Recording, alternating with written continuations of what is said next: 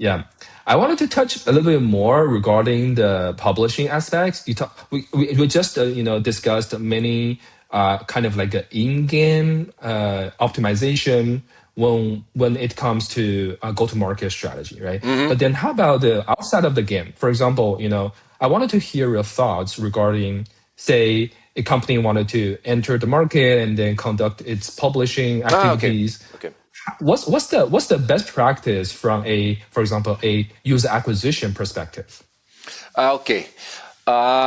User acquisition. If you're just doing the normal like UA, you probably are already using some ad networks out there. So for if thinking about is mobile games now, so usually you are already using all of the Z networks. They already have inventory in Brazil, so we don't really have to change like a lot. You have to think about what's the CPI cost. So, okay, it's like less expensive, but what's the return over investment? So you have to really, because to buy like a new player, it's much cheaper in Brazil than in like UK.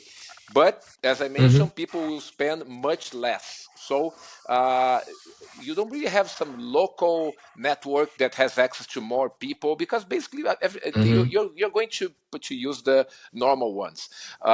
So this is one aspect. But let's say if you, on the other hand, you want to start your publishing like activities there, so you want to open like an office in Brazil or to hire like local team. This is what I saw many publishers doing. They get like excited about, okay, I got to have like a local presence. Let me open my office there. And then it's important to really know about the local Brazilian like laws. And that is much harder to open a company in Brazil than in most countries in Europe or like US. Like in China, I don't know what's the situation. Maybe it's easier, but like in Brazil, it takes a lot of time in licenses and everything, especially if you don't have any like Brazilian as a partner of your legal entity, like in Brazil. It's not easy for you to say, I want to open a company there.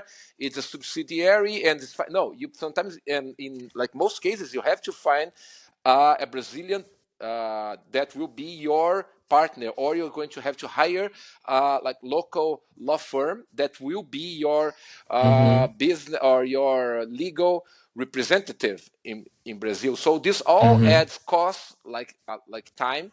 And what I see sometimes is that people, they hire like one person to be the country manager, and they give the person the first like task is not to do business. It's okay, let's have your legal entity and hire people.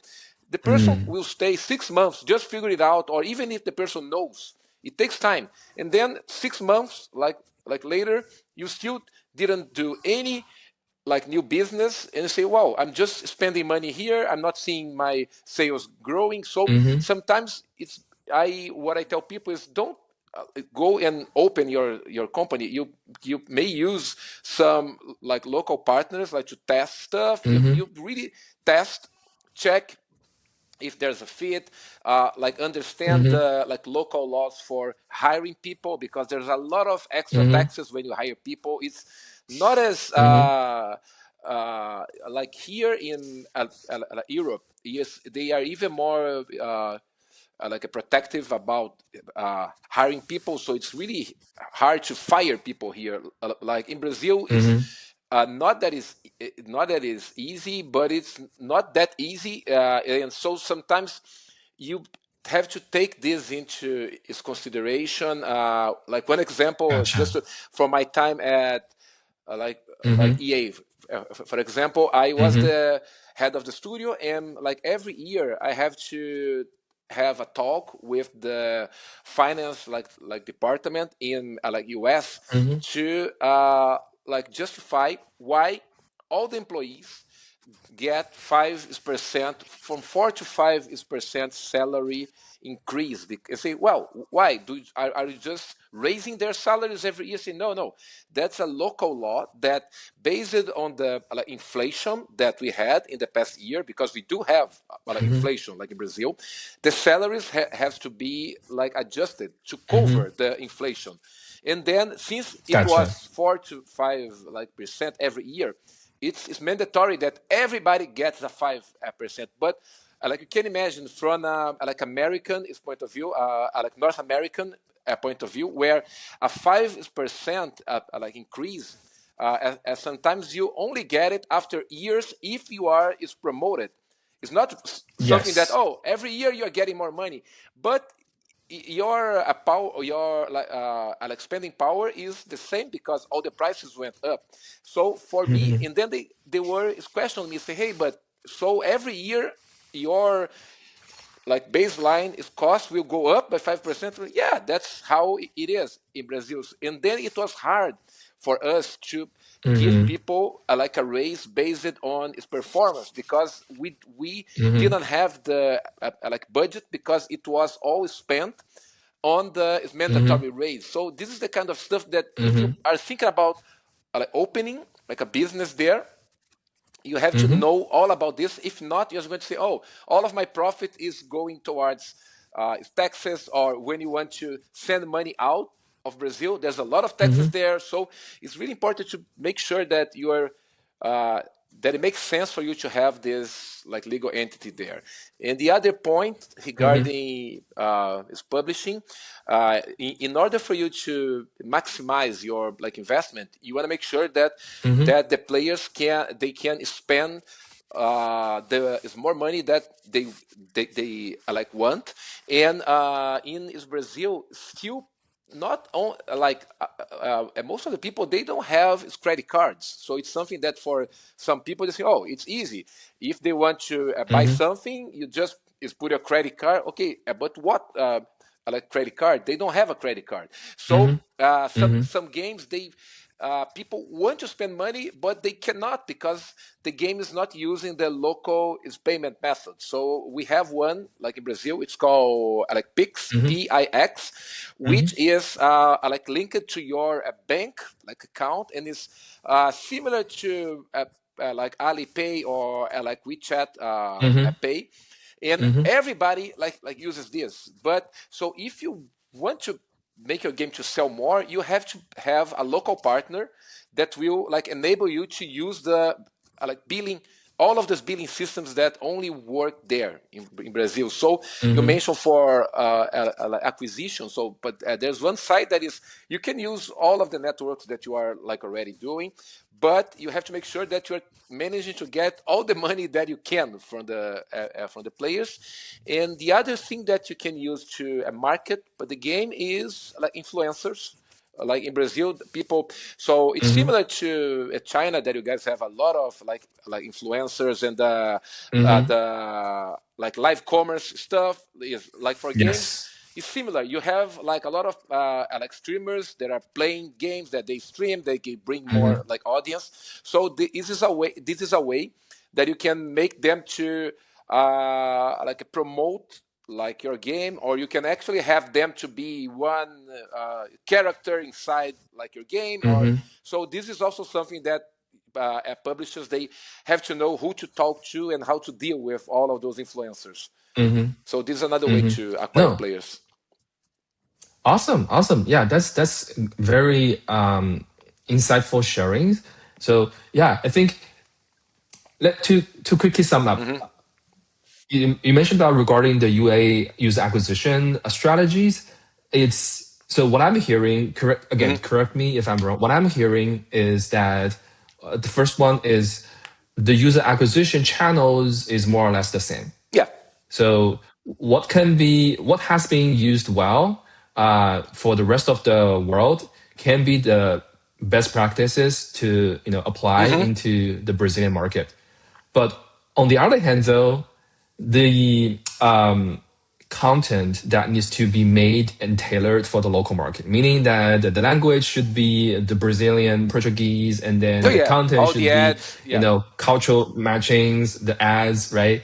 And then, you talk about the different payment system, right? The payment behaviors are very kind of like regional, I would say, very localized, or it's very kind of like a different than the rest of the world. So really needs to accommodate that, and then baking that into your overall payment system so that player can actually spend money easily. And then you talk about the overall like a local partnership versus considering establish a local entity yourself. Yes. And then you talk about the challenges of establish the local entity versus potentially find a partner to work with. I do have a follow-up question regarding that. Is when it comes to publishing, and then when it comes to doing that successfully in Brazilian market, is that necessary for any publisher to find a local partner when it comes to, again, user acquisition, content generation, or customer support, or community? Is that important for those companies to still find a local partner versus the companies sometimes have the overall department for example in HQs, and then they can do that remotely? Okay, yeah. From my experience for the community management, it's important for you to have people that are Brazilian, or there are some agencies that can help you there. On Avakin Life, we worked with a local agency that were helping us in like marketing, like community, and like influencer, like management, because then they, let's say, like influencer, they already have all of the contacts with all of the big ones. So it was much easier for us to say, okay, I need to do like campaign with this style here. Just say, okay, let's use that person or that person. Like community is also important, that you have people that really know that is Brazilian, that knows what is happening there at the day, because if you have people who is Brazilian but they are living outside, sometimes they don't really know what was like aired in the soap opera like yesterday that everybody is talking about. So sometimes we had people from our community team is telling us, hey, there's a meme that started like yesterday because this I don't know, like this person posted but this video, now it's viral, let's build on top of this. You have to be super fast, and then if you are not living there and hearing this, probably you are going to hear a week later, and then you are always old, you're not. So I think that if you are able to have people on the ground, but you don't have to hire them. You can use like an agency or a freelancer, let's say, but people who really feel the pulse of what is happening there. It's important. I think it's so that's like what we did. What I see like a lot of companies doing, like having like a small team that really like understands what is happening like on the ground on a daily basis for community and like influencer management. Gotcha. That's really good to know. And then, for certain companies, for example, the EA that you mentioned, they're large, right? They're already very successful globally. I think, despite of the potential challenges and difficulties that you mentioned about establishing the local presence, I think most of the companies in that tier, they still are willing to spend energy and time and resource in terms of, establishing its local presence by themselves, right? So again, wanted to touch base a little bit more regarding that because, you already shared a little bit regarding your EA times, how to kind of explain the different local compliance, the regulation difference to the central, and so on and so forth.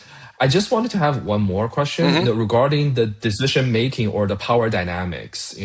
when it comes to the local office versus the central, what might be the best practices that you can share Okay. to the future companies who want to have their Brazilian office?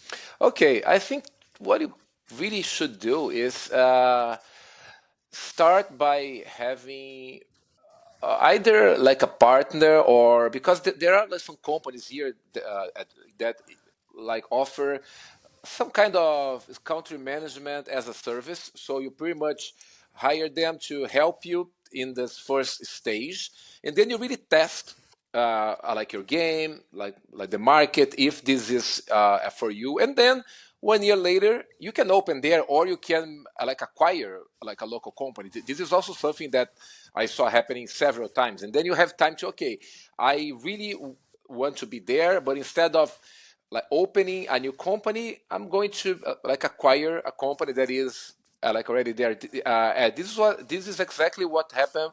Like to me, like when I had my like studios, we were bought by this Korean company because they back then we were doing is mobile games, and we are selling the games straight into each of the carriers. So it's back then it was mostly we are selling games through the telephone like operators, and then we already had like the contract with all of them, and we already were doing like the porting for the local like Brazilian handsets. So for them, and this company was like a client, but that we have, and they saw, they were seeing that they didn't have like a local presence, but they already knew what's the potential of the country because they were selling games.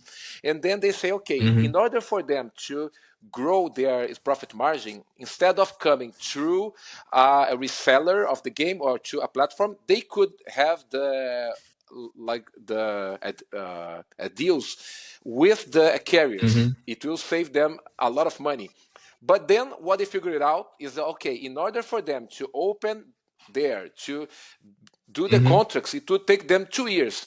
So it was easier to, okay, they like already knew that they want to be there, what's the margin, blah, blah, blah. Then they say, okay, let's like acquire like a local company that like already has all the contracts and the team that knows how to do games for the Brazilian market. So this happened. So this is one example. Another example, Epic, 3 years ago, they bought 3 or 4 years ago. They bought a local like Brazilian like studio that probably was already doing work like for them, and those guys started to do games for Epic only. So Gotcha. and then they had like a local presence. So this is happening. So this is what I see. Some of the big ones, when they come, they prefer to buy like a local company. Others decide to open,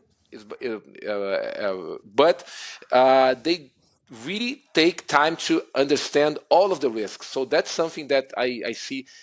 They are not just coming and in 6 months they already have a huge office. It's dangerous because if things doesn't go as planned, they may have to shut down. And we saw this happening like sometimes if people come, they like open offices, they hire a lot of people, and at 3 years later or like a few years later, they decide to leave. It's Brazil. And then for the country, it's really bad because then you already, let's say if they buy like a local studio and then they shut down, basically we like lost like a studio that was doing like well.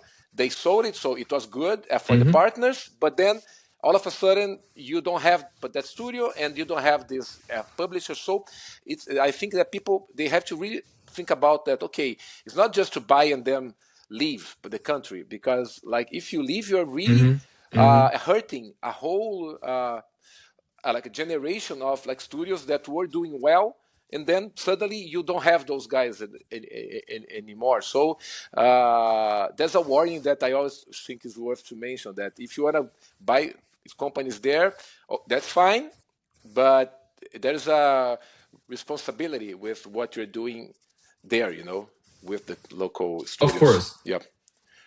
Of course. That's great sharing regarding thinking of establish your own versus doing some acquisition, Mm-hmm. and then you talk about the responsibility and then the potential kind of consequences in terms of Yep. making such business decisions. Yeah. I think another aspect I would love to hear from you Mm-hmm. is a lot of times when you see our companies are doing well or doing not well regarding its local offices, what might be the kind of alignments or the power dynamics between this like a local office versus the central? For example, what might be looks fine from a central perspective but actually fails locally. Because Mm-hmm. just now you mentioned about something regarding the publishing side. For example, when it comes to the local players' preference, when it comes to the local cultural difference, it's for sure, the local office should have a saying, right, Mm-hmm. regarding how to do the publishing, how to do the live service, how to do the local related, local inspired campaigns. But what else in terms of making business decision?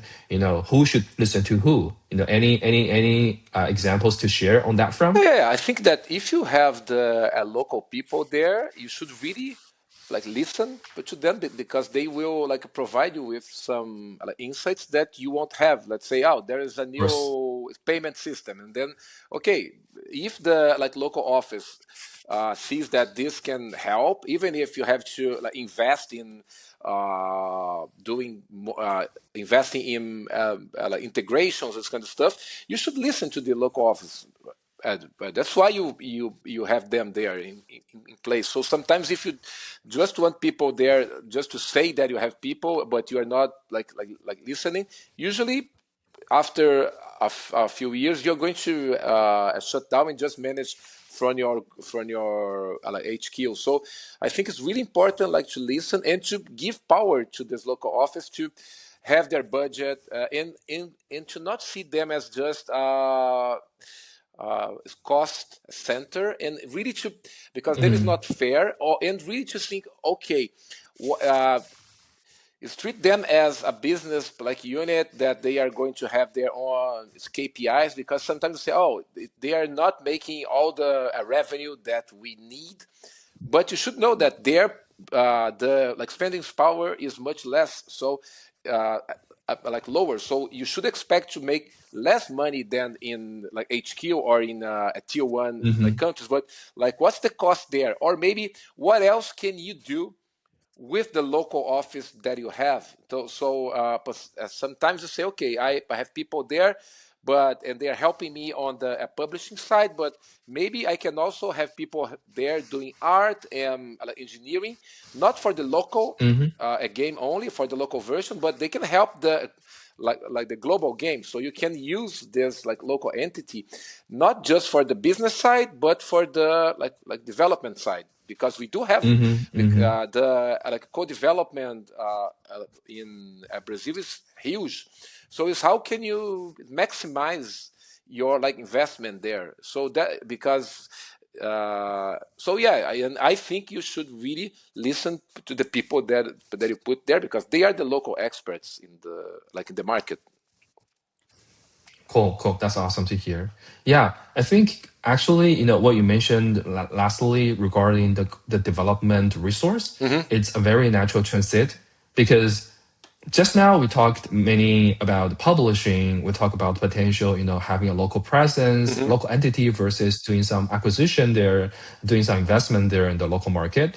But I also would love to know a bit more about the Brazilians like game market. Oh, Oh, sure. sorry, the game Yep. development ecosystem. Hmm. Can you just like give Sure. us an Sure. overview Yeah. regarding the local kind of game studios Hmm. situation? Sure. Yeah. Well, since it's a huge country, of course you have like hundreds and hundreds of like gaming like studios. But if you Hmm. really start to break down into like categories, you're going to see that in the first like tier, you have around let's say a 12 to a 15 like studios that are big, not as big as like international level, but studios with let's say more than like 100 people. I know that like for China Hmm. like 100 probably is like a like a small shop. But like in Brazil, like 100 people, if you have like a studio with more than 100, you are in the big size, okay? And so you don't have like a lot of those. Then you have this gap. Really, there's a gap, and then you go to studios below 40 people, and then you have another range of up to 10 people. So those are the ranges. And another like angle that you can see is what they do. So you have, let's say, less than 6 studios in it's mobile that are big, and then they're making like a lot of money. They is compete like internationally. Then you basically have anyone else like succeeding in its mobile games. So there's a huge gap in the like PC and like console. We don't have still any AAA studio with their own titles. It's mostly it's double A or like indie studios. And so if you look and say, okay, there's a lot of studios, the market, but big ones are not that like many. And you also have people doing co-development, like either as their solely like business model or to help them to fund their original like IP. So there's a combination that you see a lot of those studios that they are doing their own game, but they couldn't find like funding because it's not easy to find funding with local like Brazilian like VCs or like investors. Is the kind of stuff that they are not like used to invest like in games. So sometimes you get money from local government grants, but then you like depend on having like a grant or like a financing system. So usually those guys, they have to do is co-development or like outsourcing to fund their like operations. So it's really like an interesting market because you see a lot of like studios, but most of them are more in the indie side, and a lot of them they don't want to be big. So that's something different because if let's say when I talk to companies in Finland, let's say they are much like smaller countries, but you see studios that are much bigger than the like Brazilians when you compare. But they are building stuff to be big. They want to make money. In Brazil, most of the studios, of course, they want to make money, but they want to also make their own game. They want to make the game that they think is their passion. So there's this a disconnection sometimes between doing this as a like lifestyle business, which is totally fine, or as a business for profit that maybe you're not going to do the game that you want, but the game that you know is going to sell more. So that's something that sometimes when I see companies like abroad, they come and they want to buy some of this to say, oh, it's good, but the partners, they don't want to be big, so it's not sellable. It's not a company that is like investment level. Like investment grade levels, you see. So, but it's growing. I think that it's better now for publishers. If you are a publisher and you want to invest in like a title, you are seeing a lot of really good games from the past years that from a double A or a triple indie, the way they call it now. And then because what we are seeing is a triple A market is facing some issues now, like some games, some triple A games, it got canceled, some were launched and removed 1 week later. So I guess and people, they don't have time now to play 5 200-hour games per year. So sometimes they're only playing one huge game and then playing smaller games. So there's a market now, and this is cyclical, but now I think there is a market. I'm seeing this for people to play games that are 6 hours long or 10 hours long, and then like the publishers, they are trying to find new fresh like takes into those games, so it's not the same type of game or not the same art style. And then in Brazil, they are finding games that are good and bring something fresh. And one is benchmark that I can say is that every year I always attend like Gamescom Latam, which was the big festival a few years ago. Now it's Gamescom Latam, and I'm seeing like every year more publishers is coming.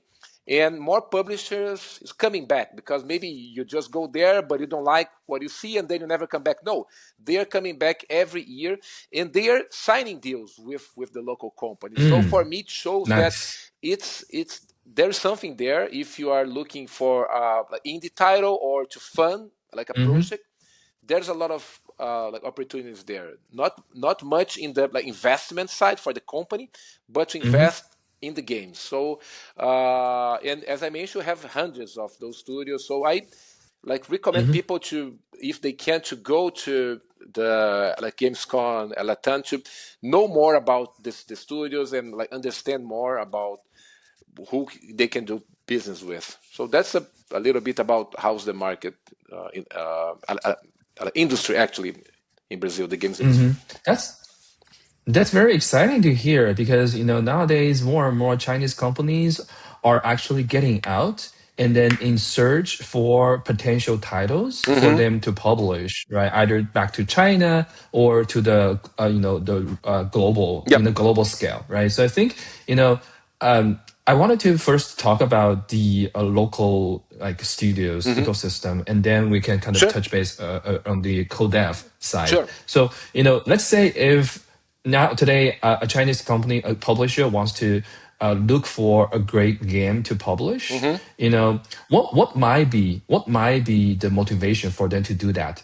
In other ways, what's the competitive advantage that you see currently in the Brazilian market in terms of for example, in terms of the genre, in terms of the IPs? What might be the things that most attract those publishers? Okay, yeah. For a Chinese publisher, the first thing to know is okay if they're looking to like acquire or to invest in free-to-play games, they won't find like a lot like in Brazil because like as I mentioned, we have some 6 studios that are big. They have their own games, so you're probably going to talk with all of those guys. But if you're looking for somebody that is creating a MMO, you won't find it easily. Okay, so that's something to notice. If you are trying to find like other styles, or if you want to find premium games, then in the like, indie space, if this is your thing, then you got a lot of options. So I think that for the Chinese publishers, they that if they are looking for free to play, they won't find a lot of opportunities, to be honest, because we don't have that many people investing in free to play, free to play, or in MOBA or in like MMOs. On the other hand, what I'm seeing from China and like Asian companies that they are looking and then just getting tied into the co-development space is that they are trying to find a local co-development like partner to help them. Sometimes they want to have the like 24-hour cycle of like development. So since like Brazil is like say like 12 hours like apart in like time zone, like difference. Sometimes they think, oh, okay, if I want to add extra like a capacity, I can have my development like in China, but I can also have a studio in Brazil. That when the day is like ending, like in China, their day is starting, and we can have the like 24-hour cycle, and then they can keep working, or they can like test what we did here, or they can work in some other stuff like art. Let's say if they want to do art more in the like Western side, they maybe for them like in China they are not finding a lot of people, or they need, so they can like outsource art in Brazil if they are looking to art that is more similar to like US. Let's say if they are launching a game in US, but they don't want to hire there because it's more expensive, they can use Brazilians to as the art to create art for the game. So this is something that I'm seeing, because in Brazil we do have a lot of talent in art and like animation and like development, engineering. We lack stuff in people in production. That is something that we still have to be better or have more senior people. But if you are like a publisher and you already have a team of senior producers, then you can pretty much train the like Brazilian into your like production pipeline. So this is solvable. But for the people who are actually going to work and create stuff, there's a lot of talent in Brazil in art and like engineering. So this is something that I can see like a Chinese company who wants to enter, but the market maybe not on the like IP, but as a support, a local support for their global title. Gotcha. You actually touched base two areas, right? So to sum up, the first one regarding the publisher trying to get a local potential title to publish. You mentioned about, regarding the free to play, probably there are not so many due to the current situation and dynamics of the local, game development ecosystem. But there may be a great indie games or, triple A games that potentially can be published through Steam or through in a premium kind of like format. A double A, right? and exactly. Yeah. Double A and then you talk about the potential benefit and advantage of the co-dev is, you talk about the time zone difference so that, you can cover 24/7. And then you talk about the culture advantage where, I think you mentioned that the Brazilian developers can be more adjusted and accommodated to the Western kind of like, for example, art style, and then, culture-wise. Yes. And then you talk about the potential lower cost comparing with the other Western market, right? Yeah, exactly. That's all great to hear. Yeah, I think, thank you so much for your time. I think the last question to sum up is, let's say a Chinese company has strong interest in terms of entering the market. What might be the first step for them to do? Okay, I think the first step is really for you to find local partners that can help you to test your game or your business model. I wouldn't advise to open an office or to send like someone to Brazil to stay there for the whole year, trying to connect with people, because this will take time. So I really think that the smart move that, especially if you are not one of the biggest ones and you have like a budget that you want to optimize, I would say first step, try to come to events in Brazil, because then it's a way for you to meet with everybody. Let's say we are having next week the Gamescom Latam. You all the developers, all the local studios are there. The payment gateways, the locals are there. Ad networks, even the big ones, they also are there because they are trying to talk with those publishers. So it's connect there, or talk to, either could be like a consultant or like an agency there that can help you to check all of those hypotheses, so that you don't spend 6 months trying to know who is who. So I guess this is the smart move, and is validate with the players. So invest in some research, not just the market research, but in player research, like what I mentioned that we did for the Germans. They have people to play at the game, to provide feedback and listen. Do not feel, they don't understand, it's my game. No, maybe you are not communicating well. So listen to all the feedback. And so start not super fast, is test grounds, and try to use local partners. I think at least to start with. Later on, as I mentioned, you can either buy a partner or you can build everything, but at least you will be doing business fast. You're not just losing time, navigating through the systems of laws and everything and getting lost there.